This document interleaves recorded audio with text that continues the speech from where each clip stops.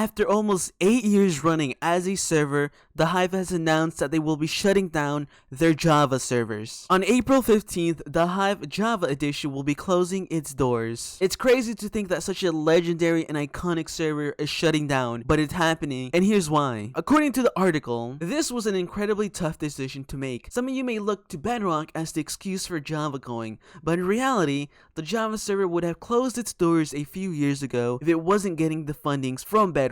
We kept the Java server online even when eating into our personal savings. But why though? Multiple versions support Spigot efficiency, staff cost, EULA, to name a few. With our current technology stack, it costs us more money to host 3,000 concurrent Java players than 30,000 Bedrock players. Those numbers are way out of proportion. So basically, in a nutshell, if it wasn't for Bedrock servers, the Java servers would have been shut down much earlier, so don't blame it on Bedrock, please. And the Hive team also says they tried their best to make it as cost efficient as possible to keep it running, but at the end, it just didn't work out. If you want to read the full article for yourself, then I'll leave it down in the description down below. And another thing that I want to mention from the article, when Java first came out, just like with anything new, it was fresh, it was new, but then eventually with time, Bedrock took that spotlight, and at the end, it ended up working out really well for the team at the Hive, as the majority of their players were coming from Bedrock rather than Java, and they weren't as limited. The most considerable advantage for us is not being limited by developing for a version of the game that came out over 5 years ago. This is very sad to see, however, you still have till April to play on this iconic server, so if you have Java, I highly recommend checking this legendary server out,